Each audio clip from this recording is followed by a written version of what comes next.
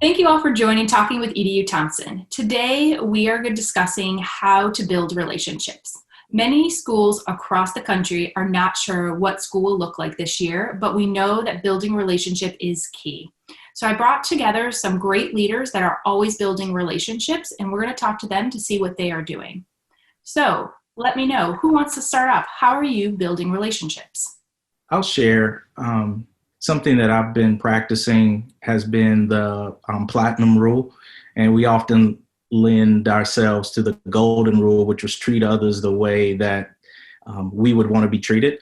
But for more of a culturally responsive lens, the Platinum Rule says that we should treat others the way that they want to be treated. So not always from my own perspective of what I would like in a relationship or what I would want, but more so getting to the nuts and bolts of what that person wants and needs in the relationship. I think that's so key, Phil, right? Because the relationships are two-way streets, right? So we have to make sure that we're not just framing how things go based on what our needs are or our wants, right? So it's really important to know your people, right? So know the people who you're working with, the people who rely on you, the people who you serve, right? And that will really end up doing well by you and for everybody else. I think another key piece for me that's been really kind of interesting to reflect on is the importance of getting comfortable or re-comfortable with "I don't know," right? Like as a phrase, right? And I think as a teacher, it took me a number of years to really feel comfortable saying that.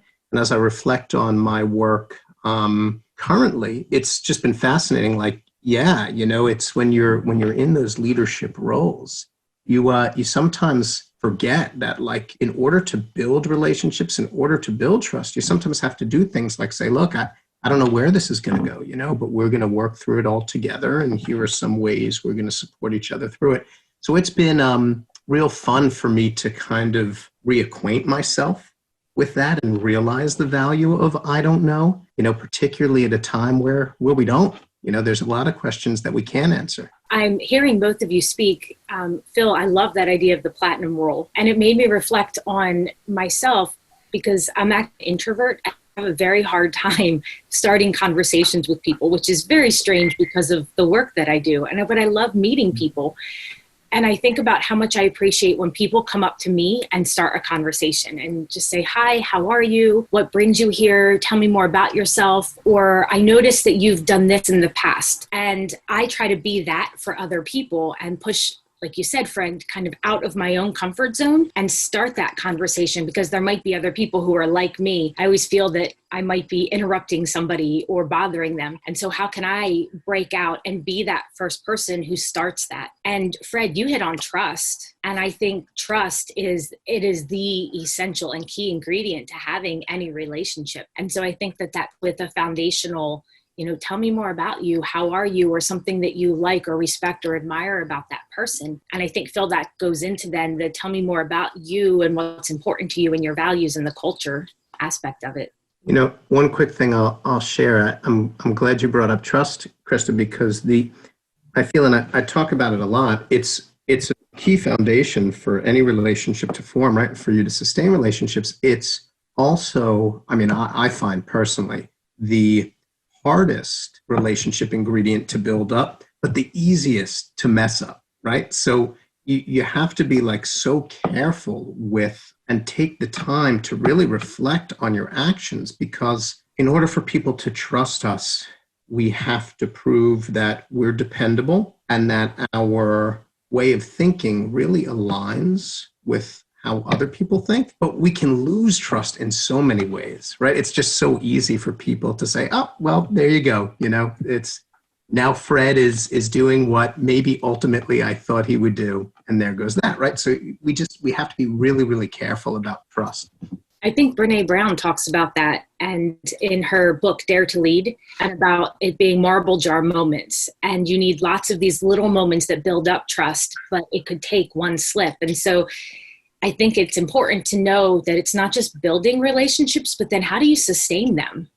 And that, as you said, that's a hard piece. And I think that sometimes we're humans and, we do make mistakes, but we have to keep working at that sustainability piece. Yes, it's about withdrawals and deposits.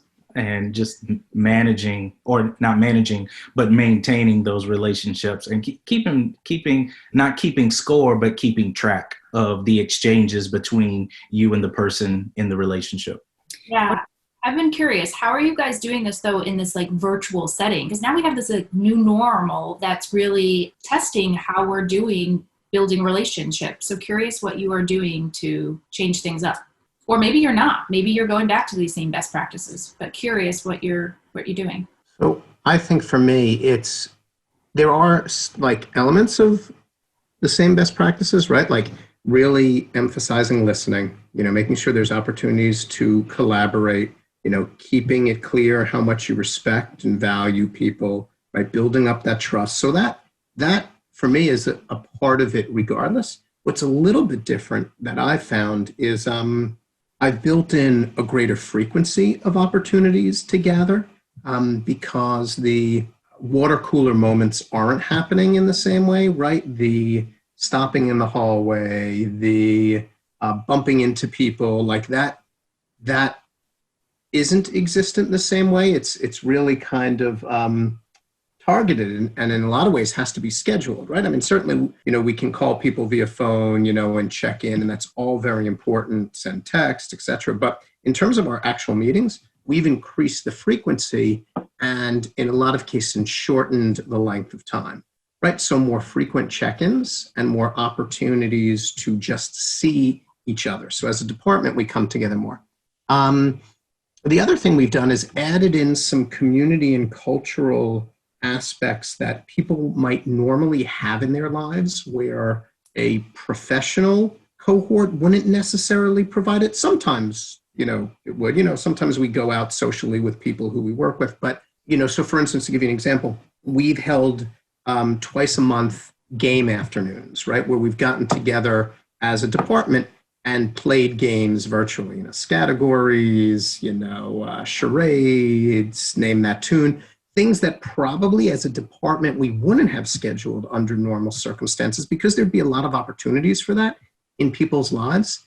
And while some of that is gearing back up, for some people, there was a need for our department to add to people's social outlets as well. Now, so those are a couple things that I've noticed. In this virtual setting, it's changed up because I would go out and grab a cup of coffee with somebody and have a conversation. And we're not able to do that in the same way anymore. And so, as Fred said, I've worked on being very particular with scheduling. And while I feel like I have all this time, our time is used in different ways. And so I've looked into joining different online groups that are centered around business or social emotional learning or interests of mine to expand my group. But also those friends I keep in regular contact with will schedule weekly meetings for just a half an hour to do a Zoom, but we also keep up regularly on Voxer. And it's little things that can up our relationship a little bit, or text messages, during the day, like, you've got this, you can do hard things, I'm with you, and funny gifts that we send each other that sustain us in between those times when we actually get to see each other face to face.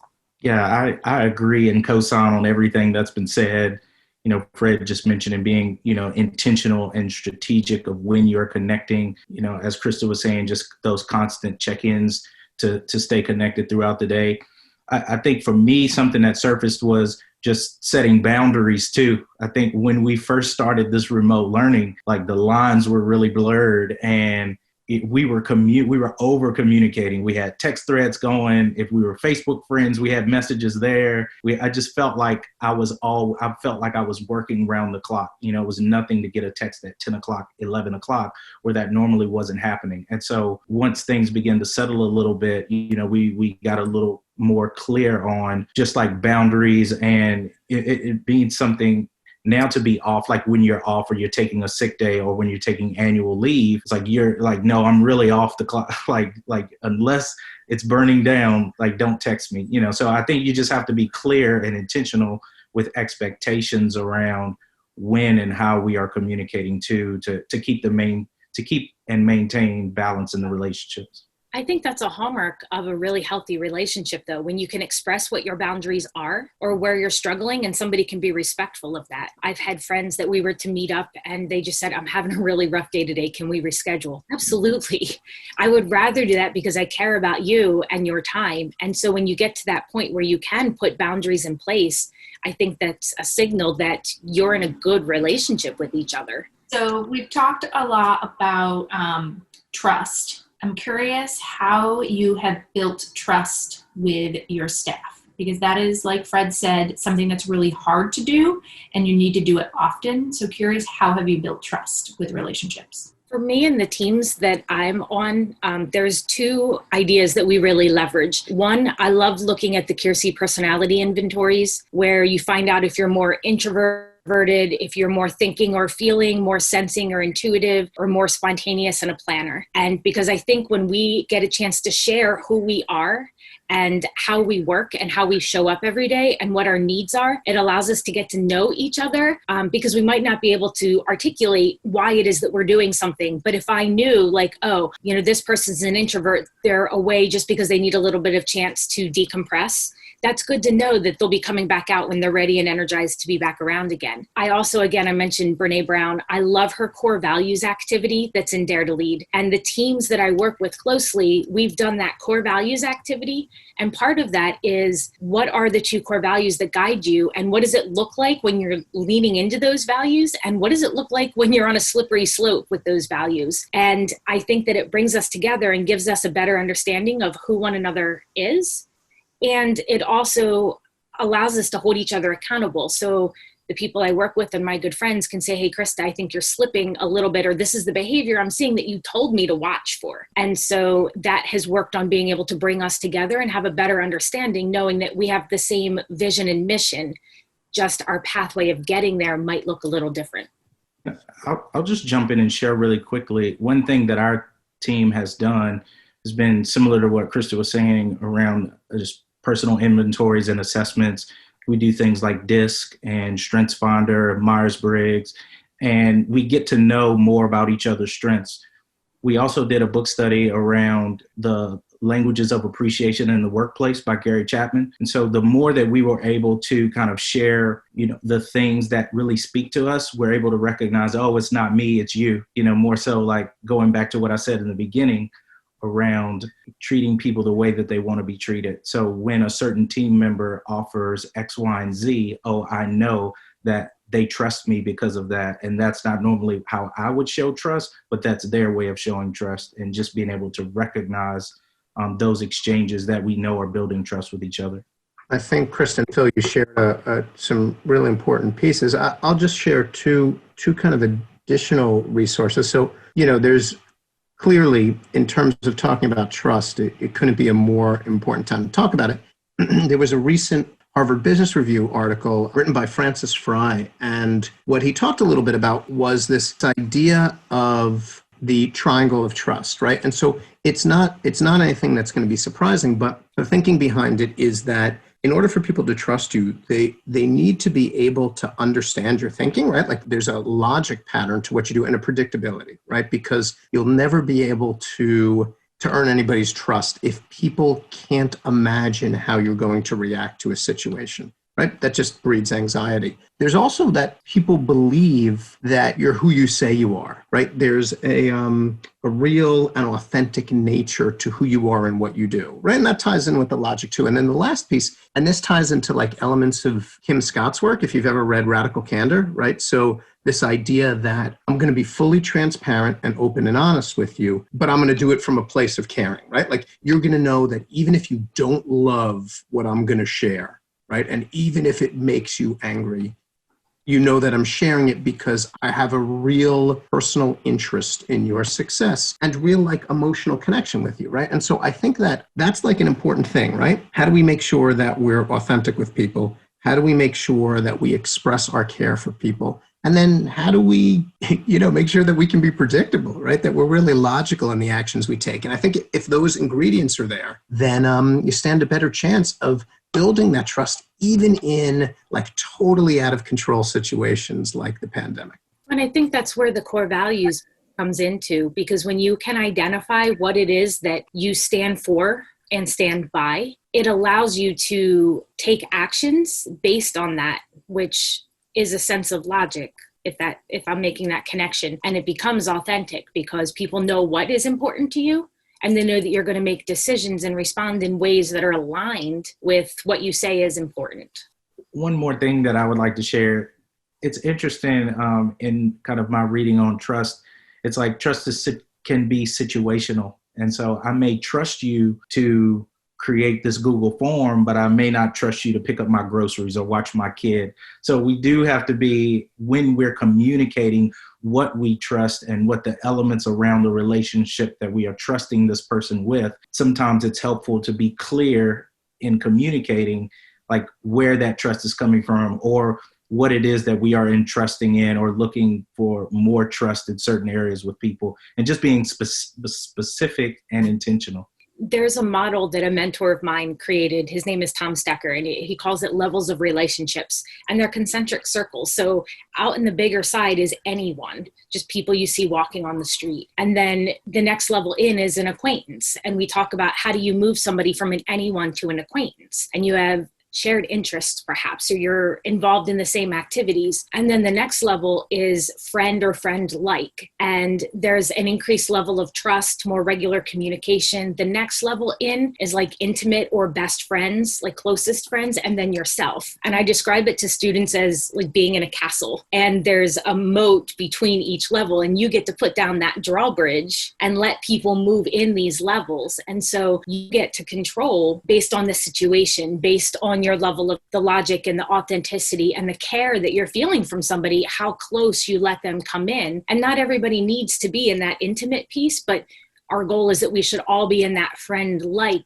stage where we treat each other with respect and compassion and kindness. And I'd say the concentric circle idea is really important too, right? Because as you visualize it, with each of those circles getting slightly smaller, there's an important piece for that individual in that center circle, right? Because one of the things that you also have to realize is that as a leader, as a person, you only have so much energy, right? This goes back to Krista, what you were talking about, and I think Phil, about kind of like the deposits and withdrawals, right? To any relationship, there's only so much energy you can put to moving people from one circle or one level to another, right? So you also have to think really critically. You can't jam everybody into that would be weird to jam everybody into the intimate circle anyway, but just from like an energy standpoint, right? And what needs to go into the relationship to make it happen. So it's a great visual to think about too, in terms of investing your own emotional and relational energy, right?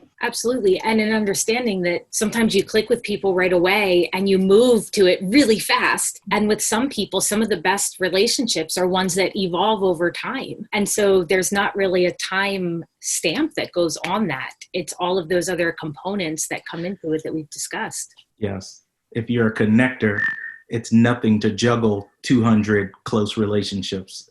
If you're more introverted and more personal, like 10 very close relationships could feel like 200. And I like it. And it's not a good or a bad. It just isn't. It is. Well, thank you all for joining Talking with EDU Thompson. I am taking away 3 big takeaways. 1, being intentional about being connected. 2, making sure building trust. And 3, moving from the golden rule to the platinum rule. So thank you for joining us, and I will see you all soon.